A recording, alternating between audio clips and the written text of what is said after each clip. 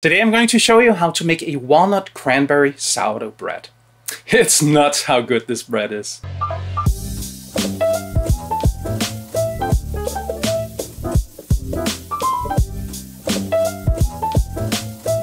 Hi, I'm Sune and I'm a food geek.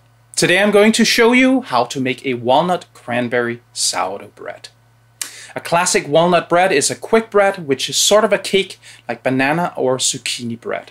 But that's not what we're going to make today.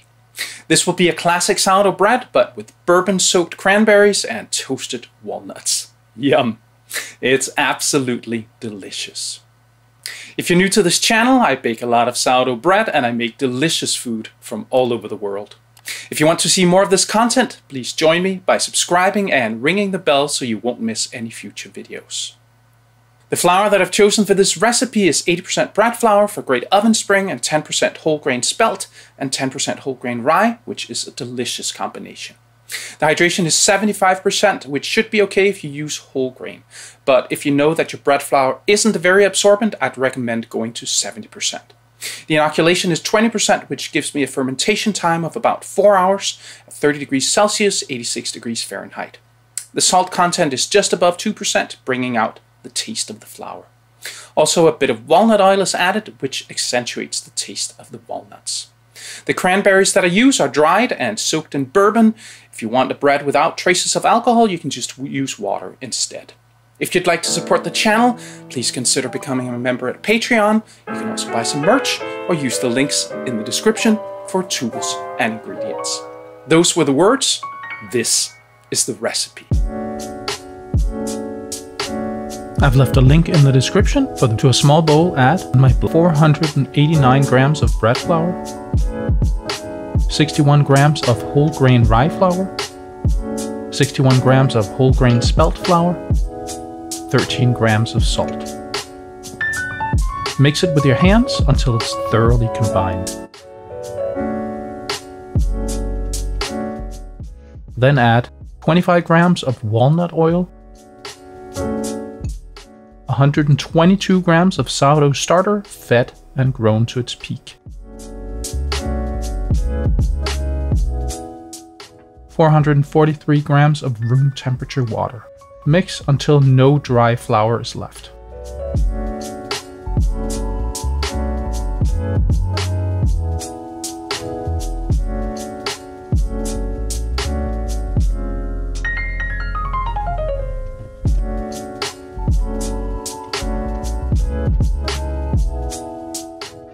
Then cover it and let it rest for an hour to develop the gluten.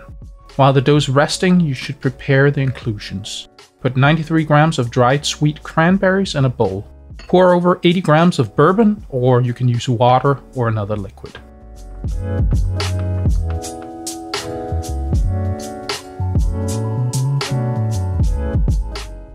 Then line a baking sheet with parchment paper. Add 93 grams of walnuts. Toast them for 10 minutes in an oven set to 200 degrees Celsius, 392 degrees Fahrenheit.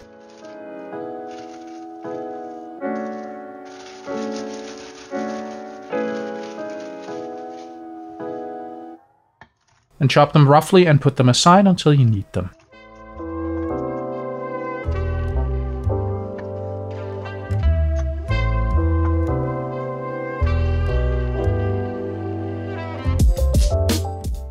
When the dough has rested for an hour, it's time to do the first set of stretch and folds.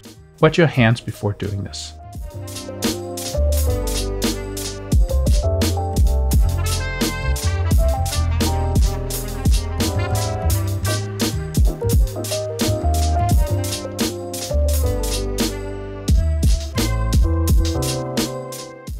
Then let the dough rest for 30 minutes. Then it's time to do the second set of stretch and folds. With each fold, we'll add the inclusions so that they get distributed evenly.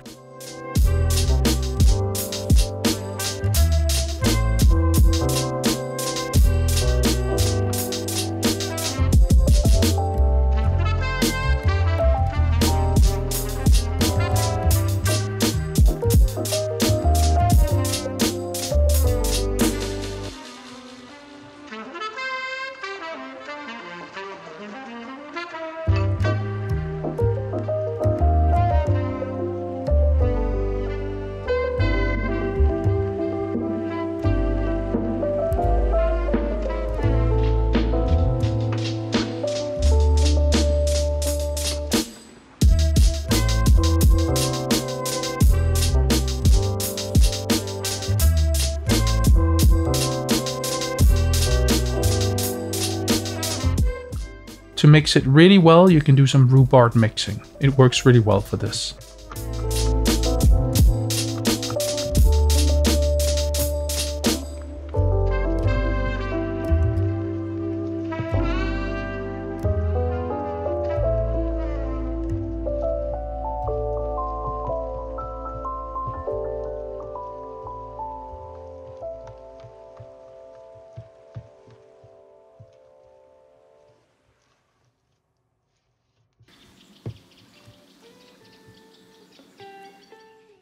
And let the dough rest again for 30 minutes. Then it's time for the third set of stretch and folds.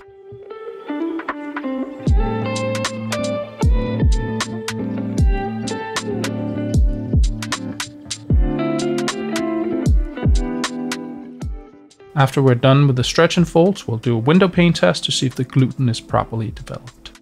Grab a part of the dough and try and stretch it as thinly as possible.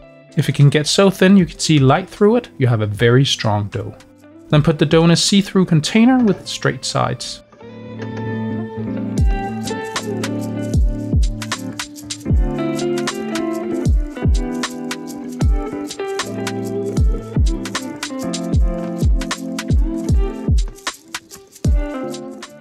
Mark the top of the dough and mark where the dough will have grown 25%. When I put the dough in my proofer set to 30 degrees Celsius, 86 degrees Fahrenheit, it took me about 4 hours. After my dough was done fermenting, it looked like this. Okay, so maybe I let it grow a bit too much. Then it's time to divide the dough. Here's how I do it. I weighed the entire dough. It weighed 1,372 grams. Half of that is 686 grams.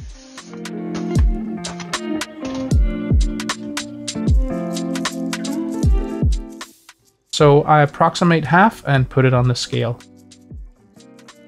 Then I snip small pieces and add them to the scale until it's the right number. Easy, huh? If you think it's too complicated, you can just eyeball it.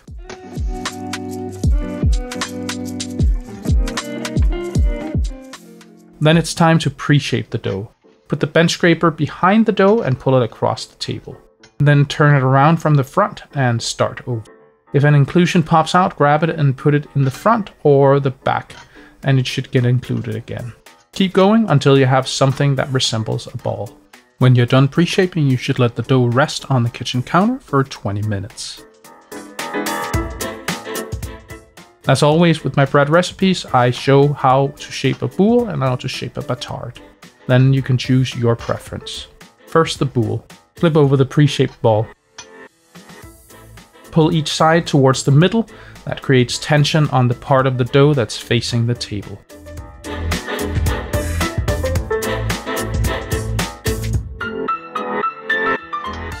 Then flip it back over.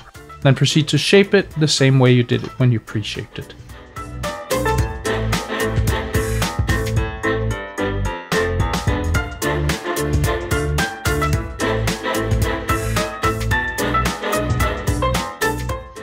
It should have a pretty taut surface.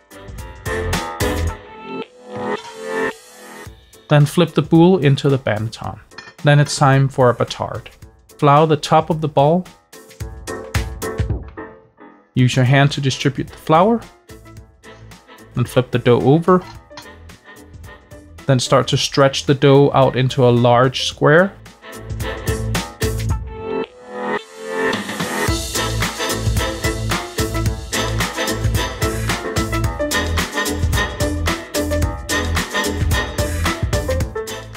Then stretch and fold the bottom up to about the middle, then the right side, and then the left side. Stretch and fold the top down and tuck each side on both sides of the dough. Then do 3 stitches, the top, the middle, and the bottom. And roll it up and seal it a bit with your hands.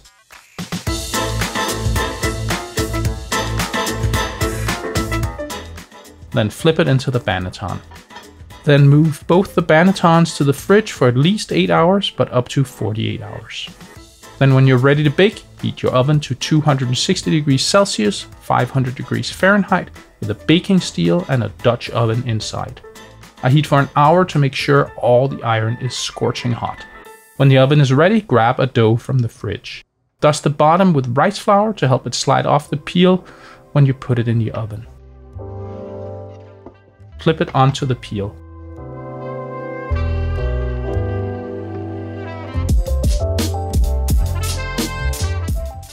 Then score the dough.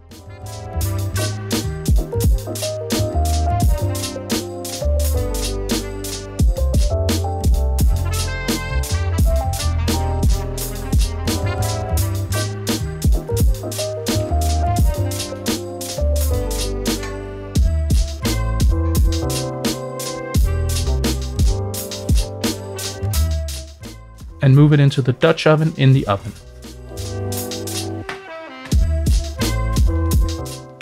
Put the lid back on the Dutch oven and close the oven. Bake for 20 minutes. Then take the lid off the Dutch oven and turn the oven down to 230 degrees Celsius, 450 degrees Fahrenheit. Bake for another 25 minutes. And then when it's golden, crispy, and delicious, take it out of the oven. Put it on a wire rack to cool off. Bake the other bread the exact same way.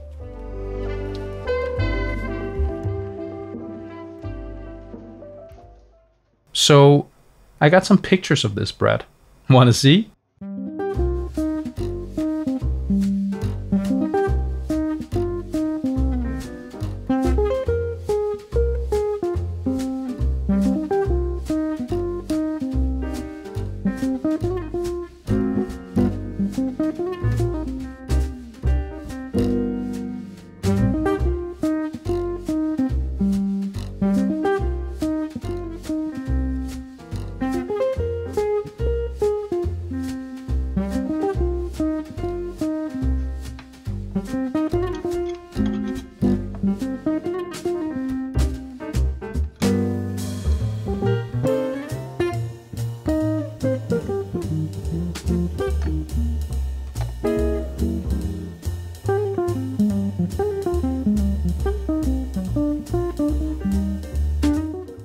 Wow, doesn't that just look absolutely amazing?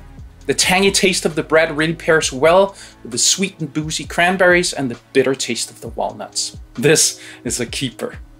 I hope you learned something today. See you next time.